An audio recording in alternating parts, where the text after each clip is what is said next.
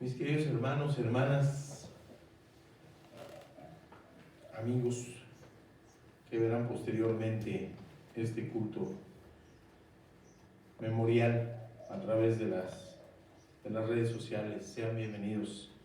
Es un culto solemne, es un culto especial, es un culto que, si bien no tenemos certeza de cuándo fue el nacimiento de nuestro Señor Jesucristo, tenemos certeza en el día en que Él entregó su vida en el Calvario. Cada año nos preguntamos, ¿y ahora cuándo va a caer Semana Santa, verdad? Y tiene que ver con la cuestión lunar, la primera luna llena después del cambio de año, y tiene que ver con eso, el calendario lunar que hay, el calendario lunar que marcan, pues, para todas las culturas antiguas, el inicio de las cosechas, de la siembra, el inicio de todas las cosas. Y hoy, en este culto memorial, ¿cómo podemos resumir en unas cuantas palabras el ministerio terrenal de nuestro Señor Jesucristo? ¿Cómo podemos resumir en unas cuantas palabras el que Dios, el Verbo Divino, se haya encarnado y que haya venido a entregar vida en la cruz del Calvario, en un sacrificio vicario? ¿Qué quiere decir esto? En un sacrificio sustitutivo, en un sacrificio en el que tendríamos que haber estado nosotros, allí en la cruz del Calvario. Nosotros pagando por nuestros propios pecados. Nosotros ahí sacrificados, clavados, flagelados. ¿Y saben qué? Hubiera sido un sacrificio justo. Merecemos esto porque somos pecadores. Vino Él, justo, el único justo, el limpio del pecado, y vino y se encarnó en un niño pequeño, en un niño susceptible, débil, en un niño que requirió de una mano que le ayudara a dar sus primeros pasos, de alguien que le alimentara para que pudiera ir creciendo no solamente físicamente, sino también creciendo en espíritu, que tuvo conciencia cuál era la misión a la que él había venido, hasta que tuvo conciencia de quién era y para qué habría venido. En él no hubo vanidad, en él no hubo ni el más mínimo atisbo de vanagloria. Siempre, siempre le dio la gloria al Padre. Y parecía blasfemia cuando ellos escuchaban aquellos escuchas originales, cuando él decía: el Padre y yo uno somos. El Padre y yo uno somos, de la misma esencia, eterno, no creado, no eterno. Desde antes del principio de los tiempos, Jesús es. Se encarna y viene en otra de las fechas en el calendario cristiano más importante, cuando celebramos su nacimiento, que no tenemos certeza, les digo, del día. Y ahora no celebramos, ahora conmemoramos. ¿Qué es esto? Recordamos con solemnidad que Él hizo en la cruz del Calvario. Culminación de la obra. Y la revelación del plan de Dios. Que había quien pensaba que en esa revelación encontrar un Mesías militar, un Mesías político que iba a llegar a liberar al pueblo de Israel y establecer un imperio de Israel que reinara sobre los otros pueblos de la tierra. La maldad, las tinieblas, el maligno, pensaban que iban a triunfar. Cuando ese hombre entregara, ese hombre que era Dios mismo, entregara su espíritu en la cruz del Calvario. Jamás se imaginó la maldad, las tinieblas y el maligno, que era precisamente en la cruz del Calvario en donde se iba a asignar la victoria de Dios sobre la maldad y el pecado.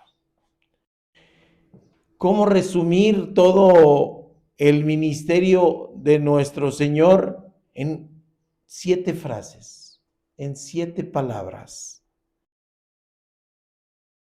Es ambicioso por parte de los seres humanos pretenderlo así. Pero allí clavado en la cruz del Calvario, allí nos manifestaba el porqué de había venido, y ahí nos daba enseñanza, y ahí nos daba luz, y ahí nos daba esperanza. En esas 7 palabras encontramos ese qué y ese para qué de la venida de Jesús a esta tierra. 7 palabras es la denominación convencional de estas últimas 7 frases de Jesús en la cruz del Calvario, como la recogen los evangelios. Los 2 primeros evangelios, lo que es Mateo y lo que es Marcos, mencionan solamente una, la cuarta. En el evangelio de Lucas se relatan 3, tercera, la quinta y la sexta. Y las demás están en el evangelio de Juan que hemos estado estudiando recientemente en estos días. Por lo tanto, no se pueden determinar su orden cronológico. Pero sí podemos saber que los escritores de los evangelios, inspirados por el Espíritu Santo, las plasmaron ahí para que llegaran a nuestros oídos, nos dieran hoy enseñanza, nos dieran hoy exhortación, nos dieran hoy palabra que empuja, palabra que lleva, es más, palabra que arrastra a tomar decisiones en nuestra vida, decisiones por Cristo. Es palabra inspirada por Dios y son sin lugar a dudas una decisión del Señor de darnos allí, en ese último momento, en esos últimos instantes, enseñanza. Y a través de ella aprendamos. Miremos cuáles son estas palabras y busquemos las enseñanzas pertinentes para nuestra vida y para nuestra actualidad. Así que les invito, mis queridos hermanos, a ponernos de pie, a hacer una oración y después alabar a nuestro Dios. Ponernos de pie, mis queridos hermanos.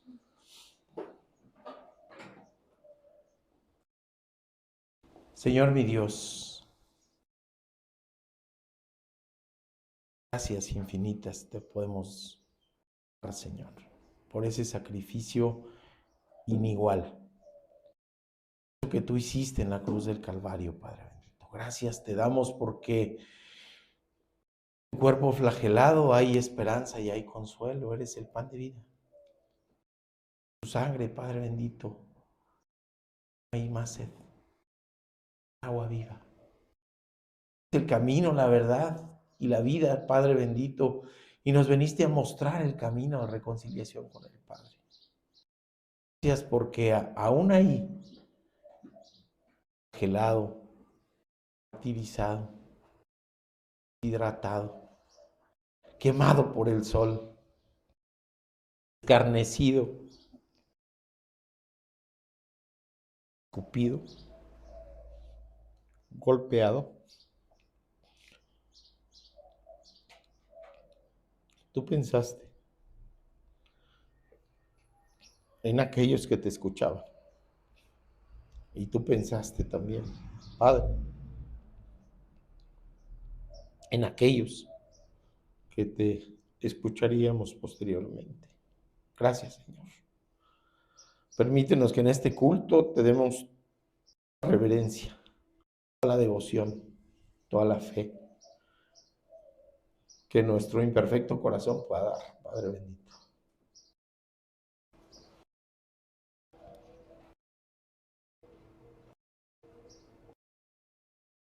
Conmemorar tu sacrificio vicario en la cruz.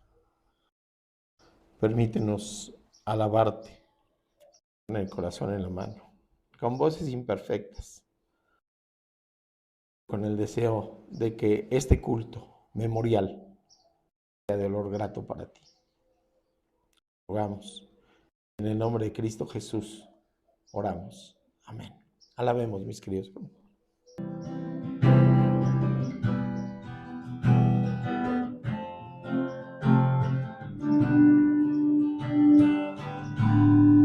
Amor tan grande, profundo y sublime, es el amor de mi Creador. No hay nada en el mundo que pueda igualarse al tierno amor de mi Salvador. Dios de amor, oh Dios de amor, solo eres tú, el Dios de amor. No hay otro Dios como tú, fuera de ti no lo hay. No hay otro Dios como tú, no lo hay. Solo nos ama, nos comprende y nos guarda de todos los males que existen aquí. Por eso cantamos con toda el alma, pues nos ha dado Jesús dulce calma. Dios de amor, oh Dios de amor, solo eres tú, el Dios de amor. No hay otro Dios como tú, fuera de ti no lo hay. No hay otro Dios como tú, no lo hay. Dios de amor, oh Dios de amor, solo eres tú, el Dios de amor. No hay otro Dios como tú, fuera de ti no lo hay. No hay otro Dios como tú, no lo hay. Amén. Nuestro hermoso Dios gigantesco. Vamos a la primera palabra de este culto memorial de la muerte de Jesús en la cruz. Y la primera palabra es: Padre, perdónalos porque no saben lo que hacen. Ubicada en Lucas 23, 34. Si supieran con certeza quién estaba allí, como ahora lo sabemos, se habrían comportado tal vez de manera diferente. Solemos pensar, y hay hasta quien se atreve a decir, yo habría hecho las cosas diferentes, como si fuéramos mejor que aquellos que lo traicionaron, de aquellos que le escarnecían, de aquellos que le escupían, de aquellos que aclamaban por la liberación de Barrabás, o de aquellos que, siendo sus discípulos, aún espantados ante el poder militar de los romanos y ante la capacidad manipuladora del Sanedrín, que se escondían y que le negaban. Pero no somos mejores. Hoy mismo hay quien, al escuchar de Jesús, menea la cabeza y dice no creer en historias fantásticas. O hay quien le reconoce solo como un gran filósofo, como un maestro, algunos más como un ejemplo. Y Jesús fue y es eso, pero no solo eso. Solo teniendo la conciencia de que el Hijo de Dios, el Mesías, el Cristo sufriente, aquel de que se había dicho, angustiado él y afligido, no abrió su boca. Como cordero fue llevado al matadero, y como oveja delante de sus trasquiladores, enmudeció y no abrió su boca. Isaías 53:7. Allí colgado del madero, abandonado por sus compañeros y amigos, repudiado por los suyos,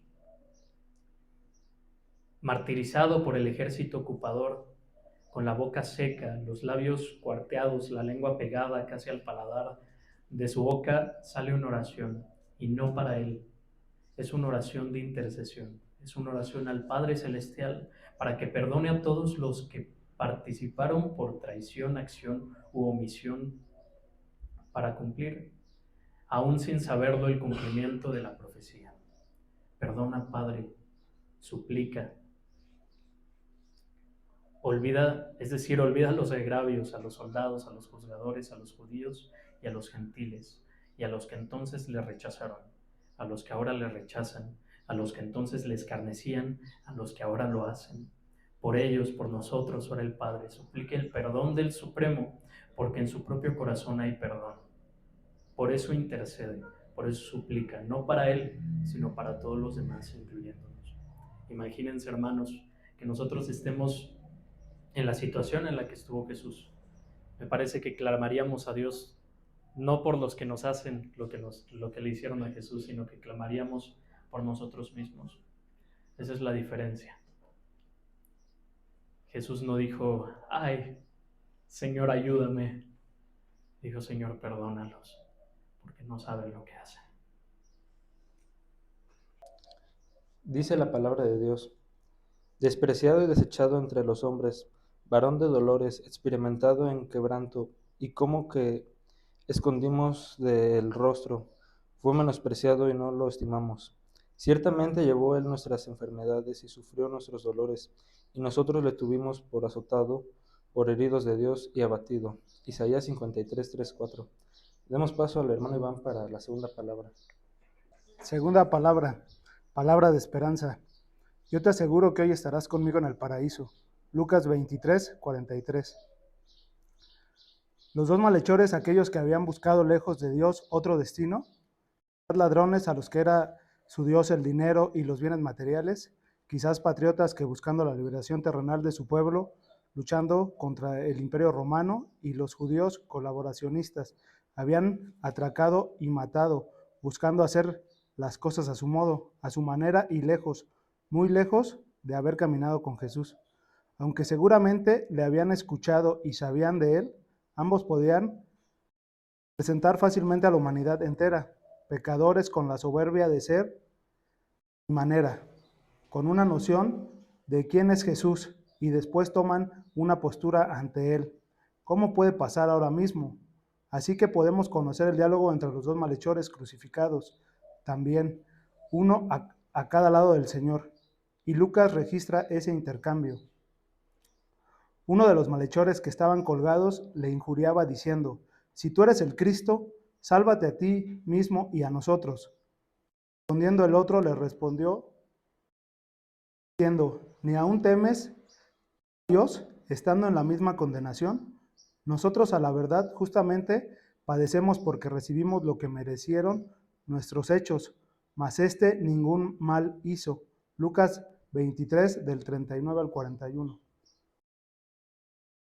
Podemos entonces identificarnos con uno y quizás reconocer su santidad, reconocer su señorío, pero reconocemos a alguien que incluso en las más difíciles y severas circunstancias, lejos de adorar a Dios y postrarse, blasfema y agrede, rechaza, y su decisión tiene trascendencia en esta vida y para toda la eternidad. Y de su decisión de otro también tiene trascendencia en el tiempo que le quedaba de vida en esta tierra, minutos o quizás horas en el momento mismo de su muerte, y para toda la vida eterna, cuando dice: dijo a Jesús: acuérdate de mí cuando vengas en tu reino. Lucas 23, 42. Dicho eso al hombre moribundo crucificado ahí al centro, él torturado, él escarnecido, él injuriado, él difamado, él calumniado, él inocente, con quien compartía los momentos finales de sus vidas. Parecía una tremenda insensatez, algo ilógico y un despropósito. En esta etapa suplica, le está diciendo y confesando su fe en él. Cree en él como su Salvador, que cree en él como Rey y soberano. Cree con Jesús, la muerte no es el final de todo. La súplica es una declaración de fe. La respuesta del Señor es una palabra de esperanza. Allí, al desesperanzarlo, al compañero de dolor, le pronuncia una frase de consuelo, una palabra que abraza, que limpia el horizonte, que da certeza y aunque parezca increíble, da paz. Piense en medio de las tribulaciones, de las pruebas, de los problemas, del dolor, Jesucristo le dice: yo te aseguro que hoy estarás conmigo en el paraíso. Lucas 23:43.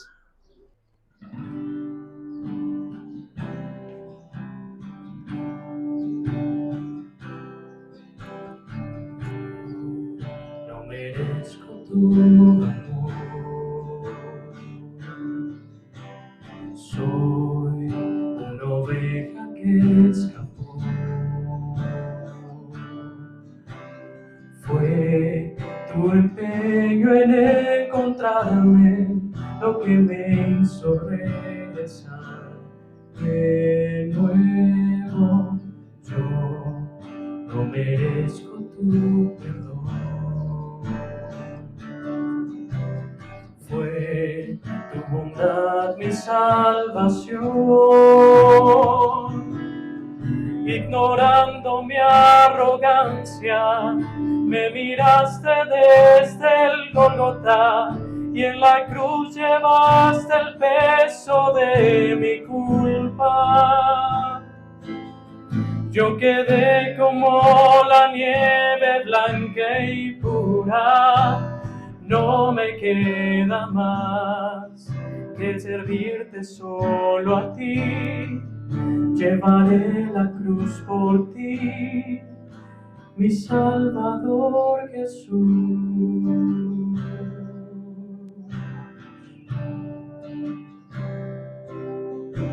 Soy una oveja que escapó.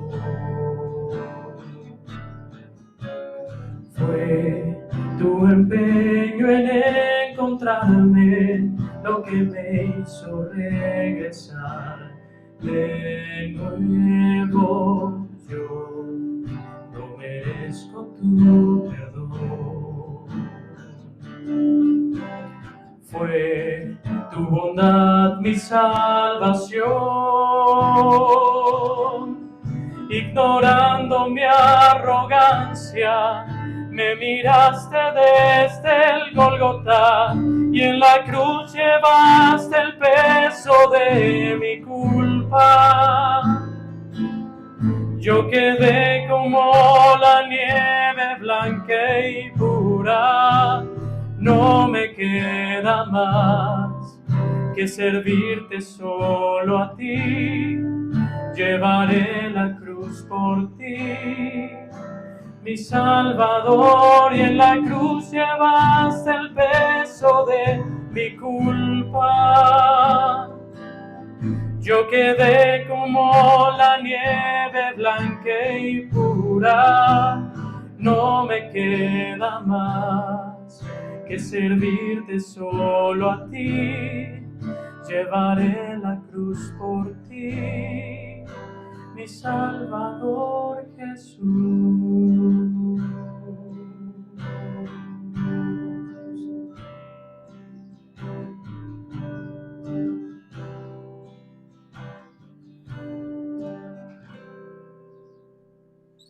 Al hermano Félix para decir la tercera palabra y al pastor David para la cuarta palabra.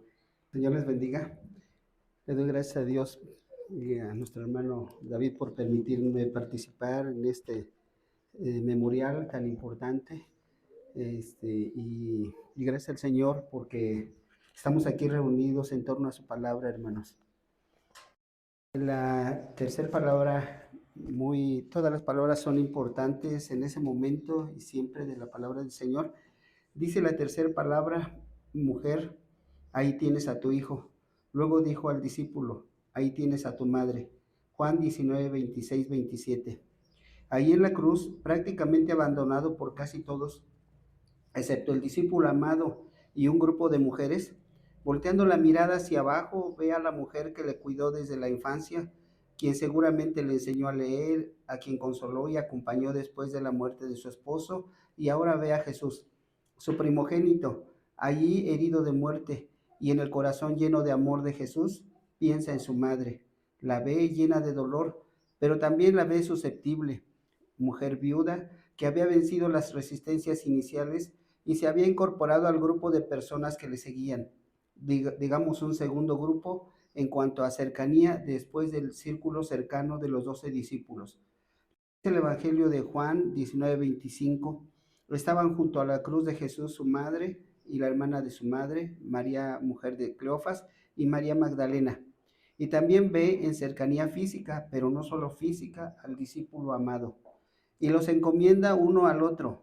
A él también, quizás por su juventud lo ve susceptible, así que dando una inmensa muestra de preocupación por los otros, le pide a María que vea ahora a Juan como hijo y a Juan que la vea como su madre y la cuide, y atienda y le procure. Quizás el recelo inicial de los hermanos del Señor a su ministerio, su incredulidad e incluso aprehensión por el comportamiento del Señor, como podemos ver en el capítulo 3 del Evangelio de Marcos, así que prefiere la cercanía filial por arriba de la consanguínea, aunque no se sabe en qué momento su hermano Jacobo se convirtió de incrédulo a servidor del Señor y pilar de la iglesia primitiva.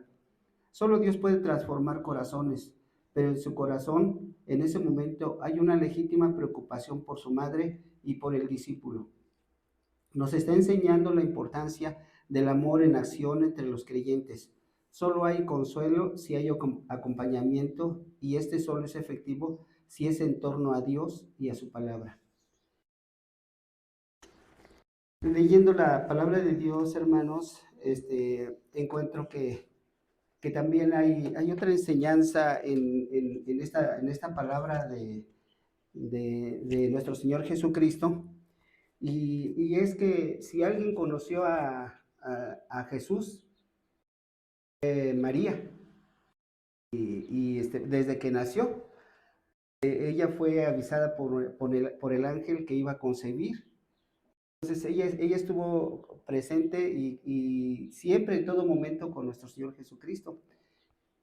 Es decir, desde que nace, desde que iba a ser concebido hasta que está en la cruz. Entonces, nadie más podía conocer bien a Jesús que ella. Y nuestro Señor Jesucristo siempre hizo un énfasis en la diferencia de la humanidad de Él a lo celestial, a lo divino de Él. No es la primera vez que Jesús le llama mujer a María. En las bodas de Canaán, ustedes recuerdan, ella le dice que ya no había vino, y le dice él: ¿qué tienes conmigo, mujer? No le dijo madre, ¿verdad? ¿Qué tienes conmigo, mujer? Siempre haciendo la diferencia de él, su divinidad, a la humanidad. En el versículo, dice la palabra de Dios, dice en Lucas 2, 48, 49, he aquí tu padre y yo te hemos buscado con angustia. Entonces él les dijo: ¿por qué me buscáis? ¿No sabíais que en los negocios de mi padre me es necesario estar? María le dijo: he aquí tu padre y yo te buscamos. Pero él le dijo: mi padre, en otras palabras le dijo: mi padre es Dios, y en los negocios de Dios tengo que estar, ¿sí? Entonces, él le dijo que él tenía un padre divino, que era Dios. Y en el momento de la cruz, como decía nuestro hermano David al inicio, en San Juan 10:30 dice él: yo y mi Padre uno somos. Entonces él muestra su divinidad en todo momento, y ahí en la cruz muestra esa divinidad diciendo que él va al Padre, ¿sí? Su Padre era Dios, y como madre, la mujer terrenal la deja dependiendo de Juan, y a Juan dependiendo de María. Entonces, Por un lado está lo humano de él, que en ese momento ya se iba a dejar lo humano y iba a estar con la esencia de Dios mismo, porque dijo, donde voy a regresar a donde yo estaba antes, ¿no? Entonces, él regresa a su divinidad. Y lo asombroso, bueno, a mí me asombra, hermanos, es de que el Señor nos hace que veamos su santidad, que veamos su divinidad, que veamos que Jesucristo era Dios mismo, y que en el tiempo terrenal vino con el propósito de dar su vida por nosotros. Entonces, para mí tiene una relevancia grande y lo importante también es la dependencia que en ese entonces ya deja lo humano de María a Juan y de Juan a María. Hay algo bien importante que dice su palabra en Mateo 28, 20. Dice, y he aquí, estoy con vosotros todos los días hasta el fin del mundo. Él se fue, efectivamente, Él subió al cielo, pero Él está con nosotros, hermanos. Él está con nosotros y dice que pongamos la mirada en Él siempre. Entonces, con la confianza de que Él, primero, el agradecimiento de que Él hizo el sacrificio por nuestros pecados y la confianza de que está con nosotros hasta este tiempo, hermanos. Dios les bendiga. Cuarta palabra. Palabra de angustia y de soledad. En dos de los evangelios dice, Dios mío, ¿por qué me has abandonado? Y la pronuncia en un idioma que no era común para los romanos, no era común para los gentiles, la pronuncia en arameo. Y dice, Elí, Elí, lama sabactani. Jesús sabe que la muerte está cerca. Jesús sabe que no hay mayor oscuridad que estar lejos de Dios. Imaginemos nuestra vida, hermanos. Imaginemos qué sería de nosotros. ¿Qué estaríamos ahora si no hubiésemos sido tocados por Cristo? En mi caso, quizás muerte o cárcel. No hay mayor desamparo que estar lejos de Dios. Jesús sabe va a tener un periodo de desamparo. Jesús sabe que va a estar alejado del Padre. Un periodo transitorio. Va a experimentar la muerte. Y que no hay cosa más terrible en el universo que estar lejos de Dios. Jesús sabe que allí va a estar. Y que tendrá que experimentarlo solo. El Padre no estará con él en ese tiempo y en ese momento. Podemos saber que en su corazón de hombre hay dolor. Esa lejanía que nunca ha experimentado del Padre Celestial. Podemos imaginar la oscuridad, el frío, el viento, siente su cuerpo. Que en ese momento, en esa hora, hay oscuridad en la tierra. El universo mismo llora y se conmueve. Dice Mateo 27, 45 y 46. Y desde la hora sexta hubo tinieblas sobre toda la tierra hasta la hora novena. Cerca de la hora novena, Jesús exclamó a gran voz diciendo, Elí, Elí, lama sabactani. Esto es, Dios mío, que me has desamparado. Lo que está haciendo es clamar al Padre, orar. Y nos enseña a orar las Escrituras, orar los salmos. En esta aclamación está situando textualmente la primera parte del Salmo 22. Salmo 22, 1.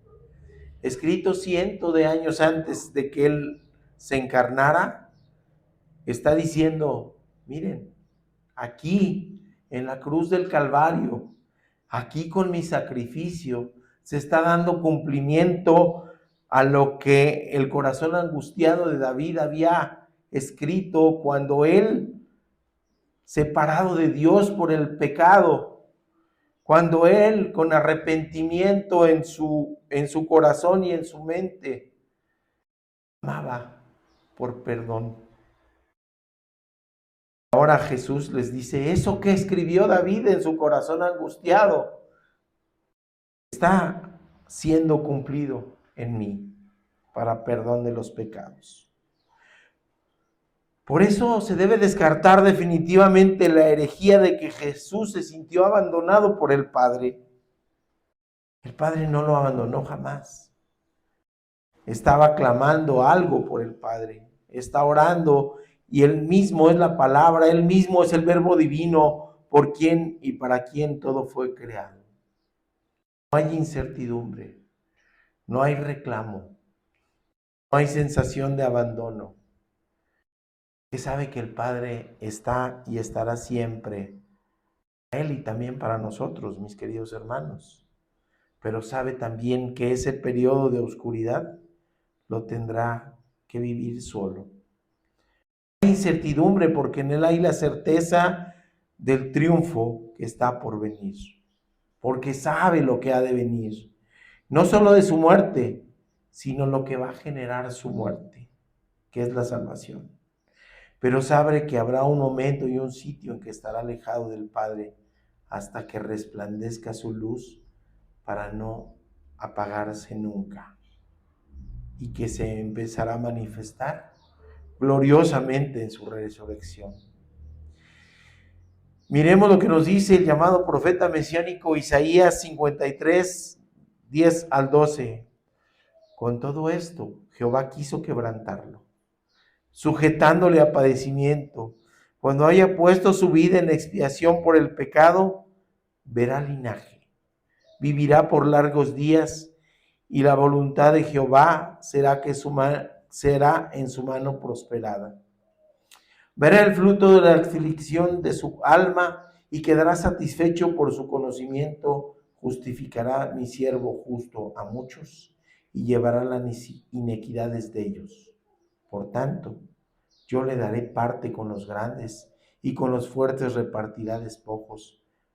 Cuanto derramó su vida hasta la muerte y fue contado con los pecadores, habiendo él llevado el pecado de muchos y orado los transgresores. Así que miremos cómo habla de vida después de entregar la vida y la razón de ello. Eso sabe que estará en angustia, sabe que estará en soledad, sabe que estará en el valle de sombra de muerte. 3 días, lejos de dudar, lejos de reclamar, lejos de blasfemar, lejos de reclamar como lo solemos hacer los humanos cuando estamos pasando pruebas por dificultades. El Señor nos enseña, ora, para los salmos. El Salmo 22, que hoy en un precioso culto en Oreb nos explican más a detalle. Retomo solamente el primer versículo. Elí, lama sabactani. Así que cuando estemos en angustia, en dolor, en prueba, en dificultad, digamos, Dios, que me has abandonado. Digamos, Dios, gracias, por mí entregaste tu vida en la cruz del Calvario. Oremos y alabemos. Pastor de los perdidos, amigo de enemigos, bálsamo al herido, mi sangre y mi latido, suspiro por ti. Suspiro por ti.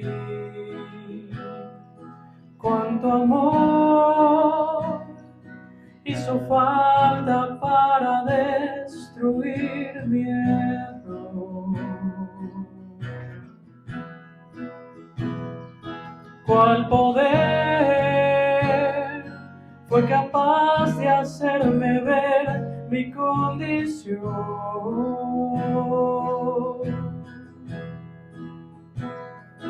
Mi Señor, solo tú viste en mí una razón.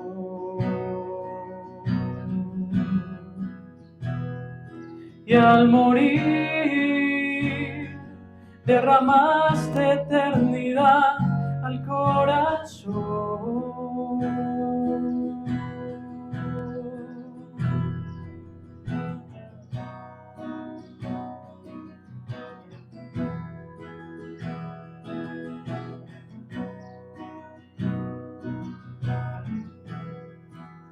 Pastor de los perdidos,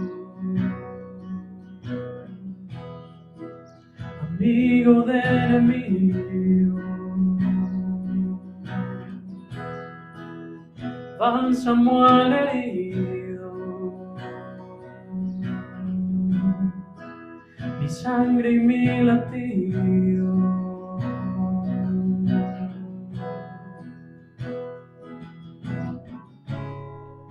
Suspiro por ti, suspiro por ti. Cuánto amor hizo falta para destruir mi error.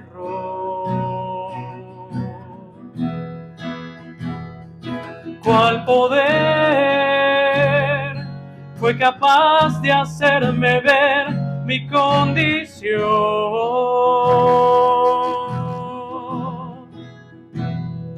Mi Señor, solo tú viste en mí una razón.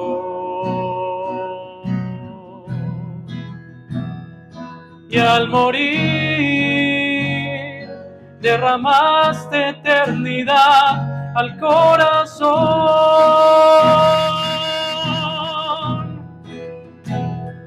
Cuánto amor hizo falta para destruir mi error.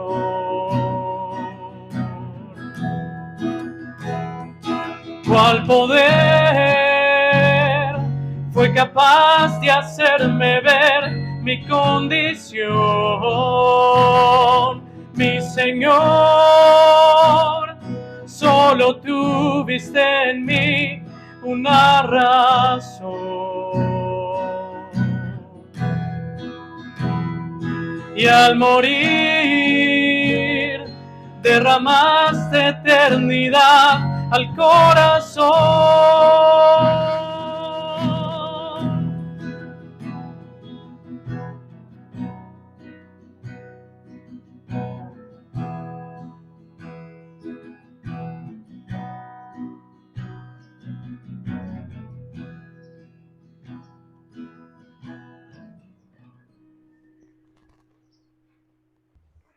Ahora demos paso al hermano Giovanni para la quinta palabra, al hermano Daniel para la sexta y al pastor para la séptima palabra.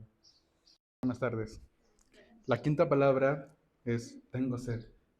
Juan 19:28.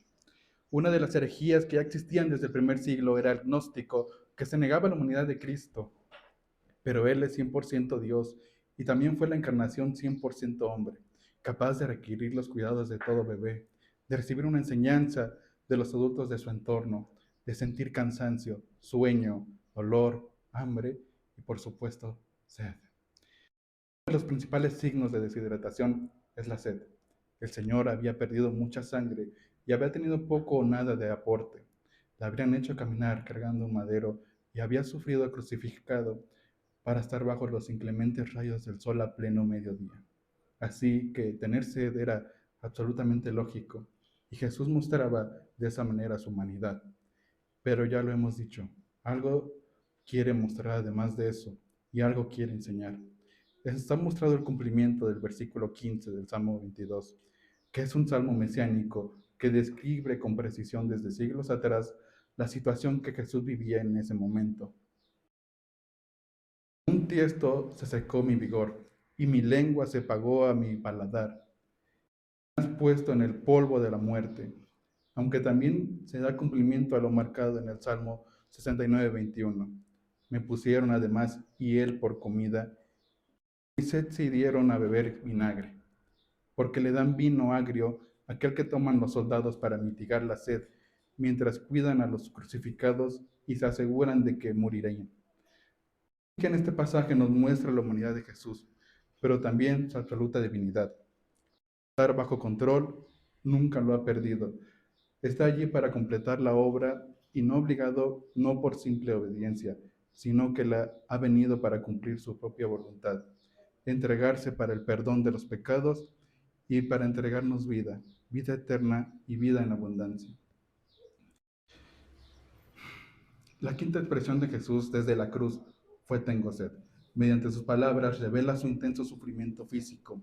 Este grito angustioso resuena mientras Cristo cuelga suspendido entre el cielo y la tierra, clavado en una cruz y sufriendo duramente por ser un hombre como nosotros.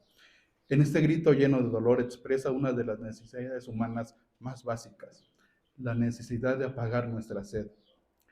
En este versículo, Juan nos muestra el Cristo humano cuando describe: después de esto, sabiendo Jesús que todo se había ya consumado, para que se cumpliera la escritura, dijo: tengo sed. Juan pintó con impresionante realismo un retrato vivo de la humanidad de Cristo. Nos muestra que su humanidad, el Hijo de Dios, sintió sed. Como parte de su sufrimiento por nosotros, Jesús soportó los procesos biológicos que resultaron como producto de su crucifixión.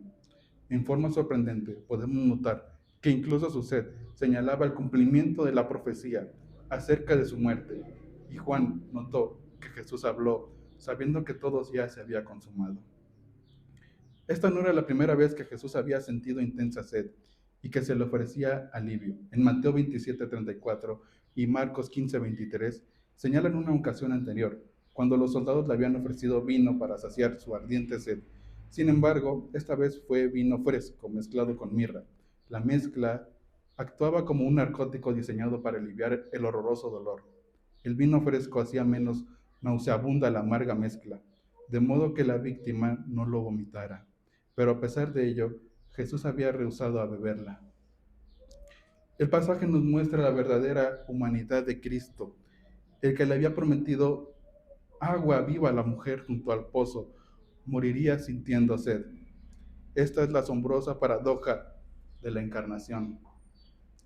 Dios logró la redención convirtiéndose en un ser humano como los que necesitan ser redimidos. Dios los bendiga, hermanos. Sexta palabra, palabra de fidelidad. Todo está cumplido.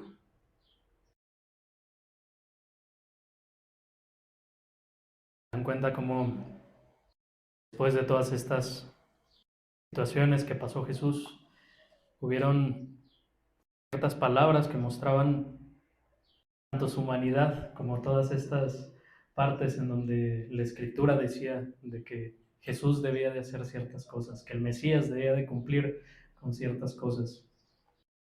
Pues justamente en este momento Jesús terminó, por así decirlo, cumplió todo lo que tenía que cumplir en esta tierra. Después de pronunciar las palabras anteriores, ha cumplido todas. Y cada una de las profecías de él se hablaban en el Antiguo Testamento. Así que no hay nada más que quede pendiente o inconcluso que dependiera de él. Aunque habría todavía circunstancias que habrían de cumplirse. Por eso el versículo completo de Juan nos dice: cuando Jesús hubo tomado el vinagre, dijo: consumado es. Y habiendo inclinado la cabeza, entregó el Espíritu. Una expresión hebrea referente a morir. En el caso de él, ha muerto antes que los malhechores. La víspera del Sabbat, más importante de todo calendario judío, que corresponde a la Pascua. Por eso apresuran a que los cuerpos sean retirados antes de la entrada del Sabbat. El atardecer del viernes, por lo que las piernas de los malhechores tenían que ser quebradas para que su muerte fuera más rápida, para que se pudieran asfixiar colgados en la cruz. Los brazos así, tenían los pies así, por así decirlo, el único soporte que ellos tenían eran los pies. Hasta eso, porque estaban en una posición en donde no podían hacer tanta fuerza. Entonces, para matarlos definitivamente, para que se pudieran asfixiar y ya cumplir con su condena, les quebraban las piernas. Pero Jesús en este caso murió antes de que eso sucediera.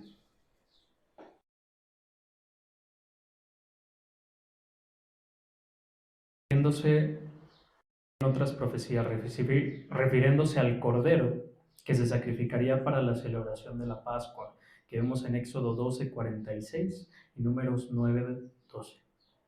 Jesús es el Cordero que limpia de una vez y para siempre el pecado.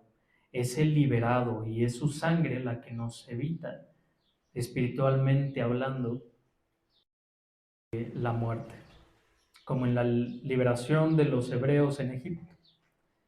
Más claramente en el Salmo que dice: muchas son las aflicciones del justo, pero de todas ellas le librará Jehová. Él guarda todos sus huesos, ninguno de ellos será quebrantado. Pero los guardias tenían que asegurarse de la muerte de Jesús y por eso usaron una lanza, traspasando el costado y derramando líquido acumulado en su tórax, pero también derramando de su gracia, de su perdón, de su amor, cumpliendo también lo dicho en Zacarías 12:10: y derramaré sobre la casa de David y sobre los moradores de Jerusalén espíritu de gracia y de oración, y mirarán a mí, a quien traspasaron, y llorarán como se llora por el unigénito, afligiéndose por él como quien se aflige por el primogénito.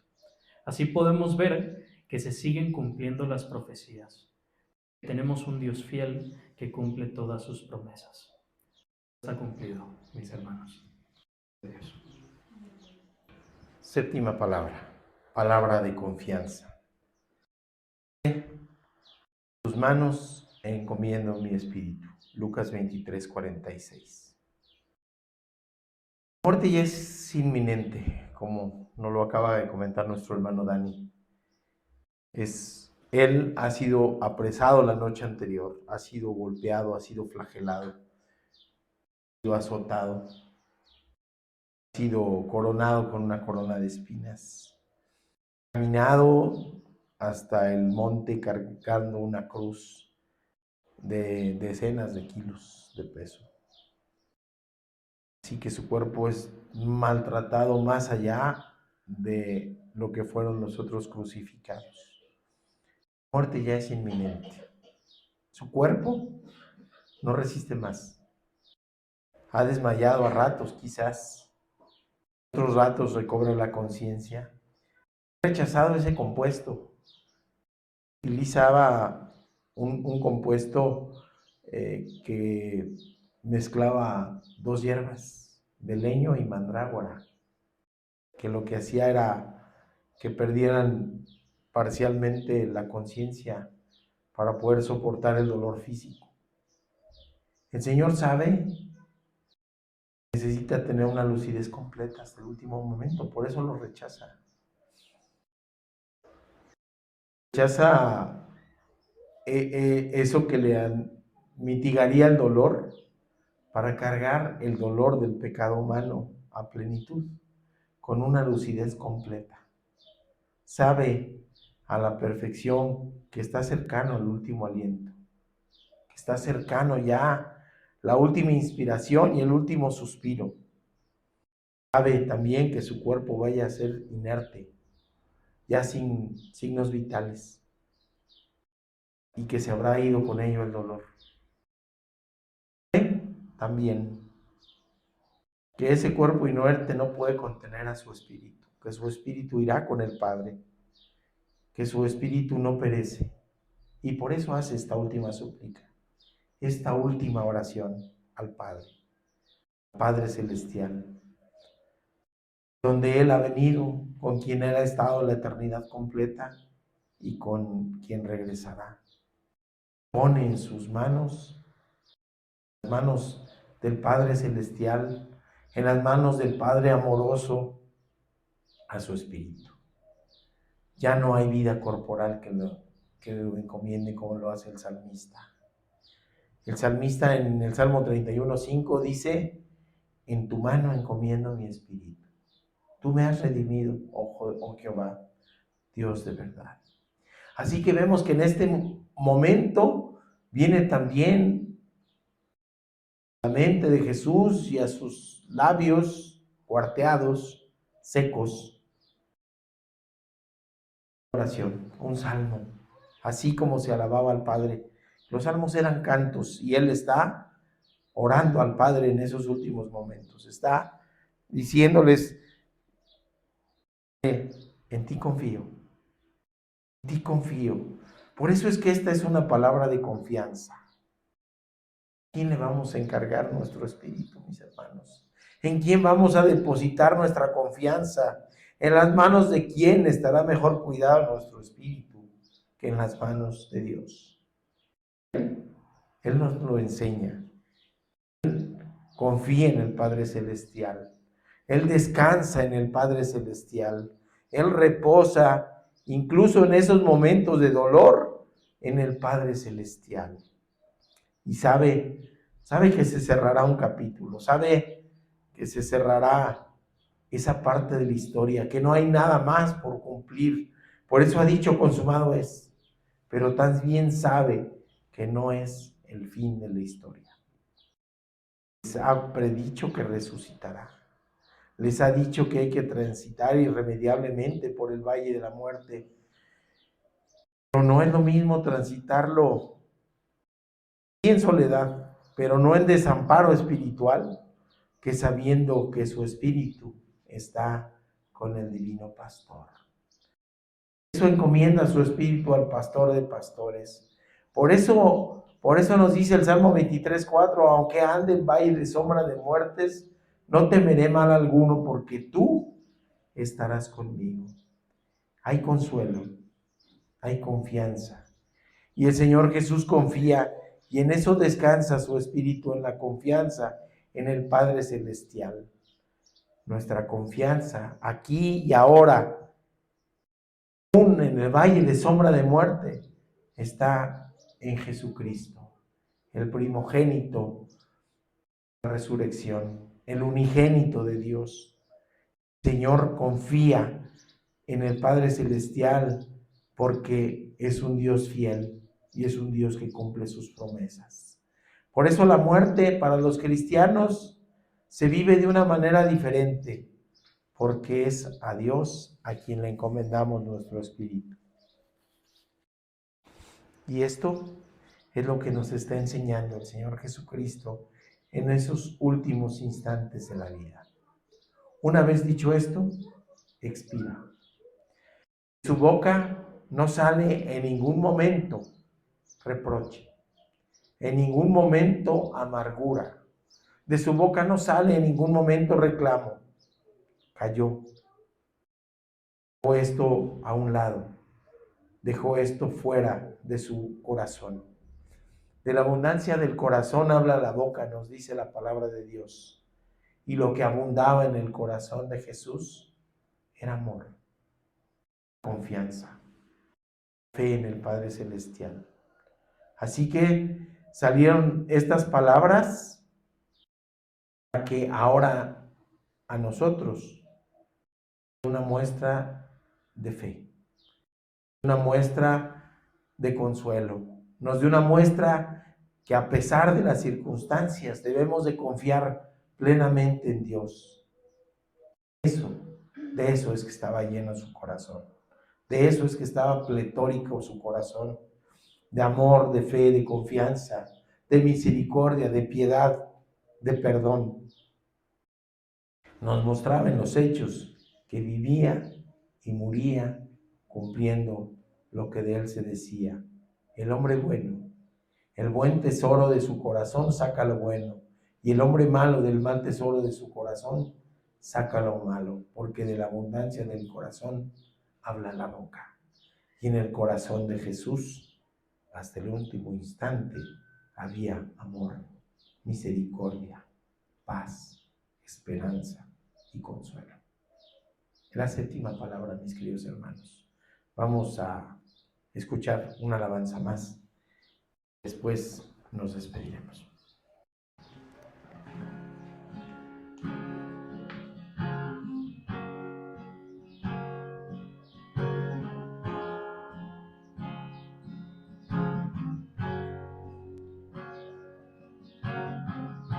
Soy perdonada porque fuiste rechazado.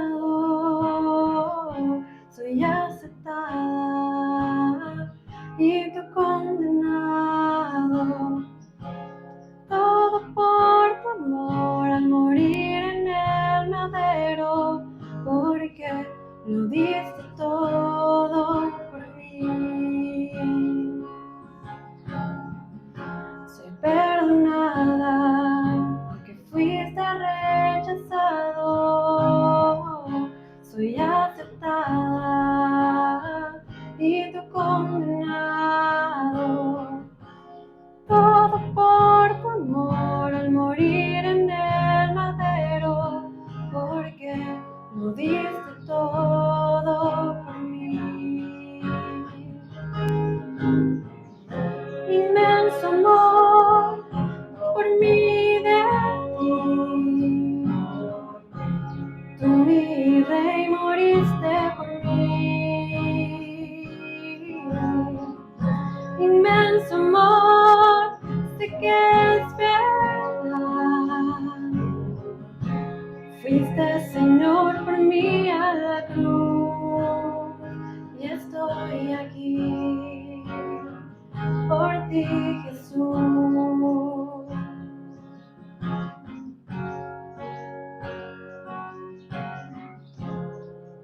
Nada, porque fuiste rechazado. Soy aceptada y tú condenado.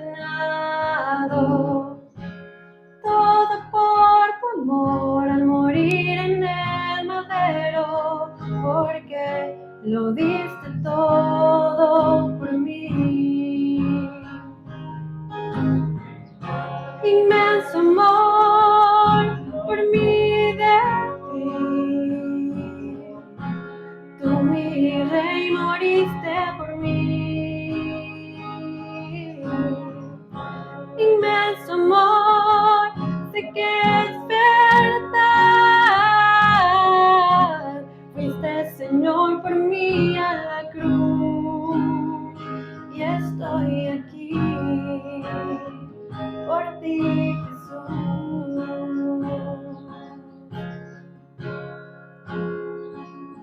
Cristo, tú eres mi rey. Cristo, tú eres mi rey. Cristo, tú eres mi rey. Cristo, tú eres mi rey. Inmenso amor por mí de ti. Tú, mi rey, moriste por mí. Inmenso amor, sé que es verdad. Fuiste, Señor, por mí a la cruz. Inmenso amor por mí de ti. Tú, mi rey, moriste por mí, por mí. Inmenso amor, sé que es verdad.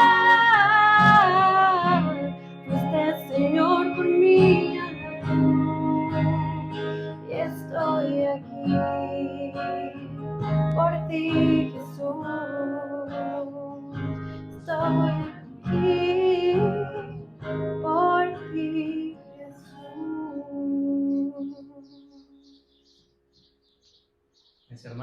ponernos en pie para cantar un canto lindo a nuestro Dios. Grande es nuestro Dios, grandes son sus misericordias. Bien, ya lo vimos. Él sufrió grandes agravios en la cruz y no lo hizo por más ni nada menos que por nosotros. ¿Y nosotros qué merecemos de eso? No merecemos nada de eso, lo hizo por gracia, lo hizo por amor. Y cantemos que nuestro gran Dios, grande es Dios, grande es nuestro Dios.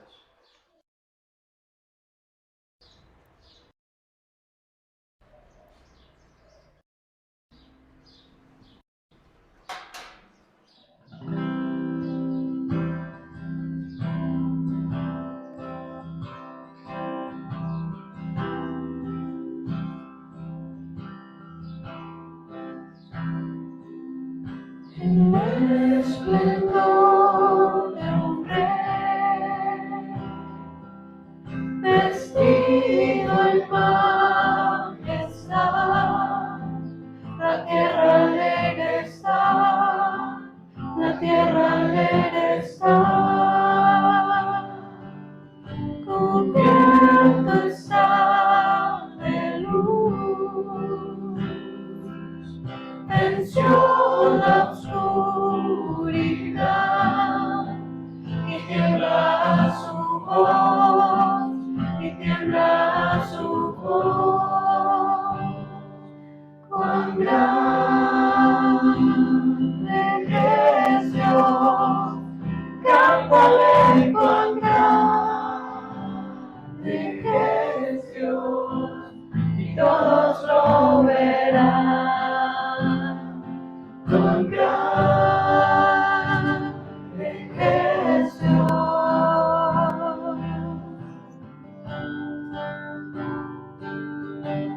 Día a día Él está,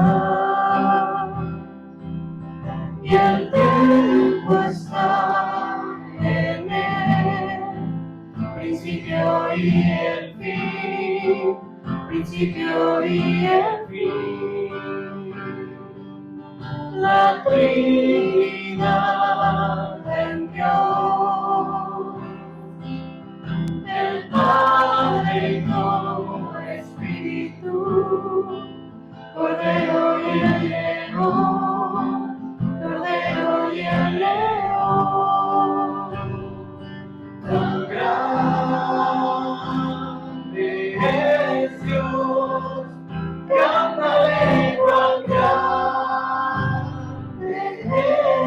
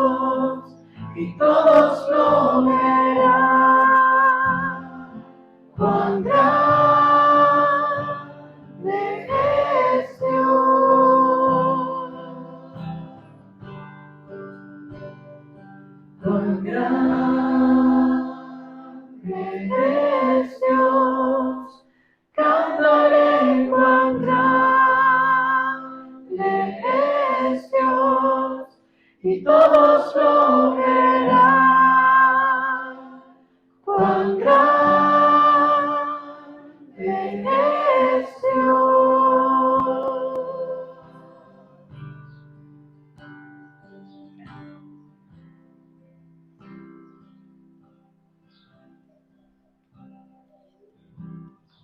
Pongámonos de pie para decir nuestro texto lema de este año. Hasta que todos lleguemos a la medida de la estatura de la plenitud de Cristo. Efesios 4:13. Despidámonos con una alabanza.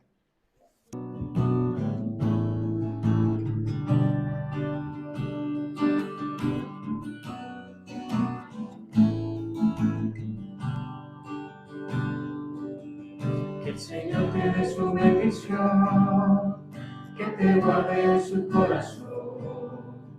Que el Señor haga brillar su rostro sobre ti.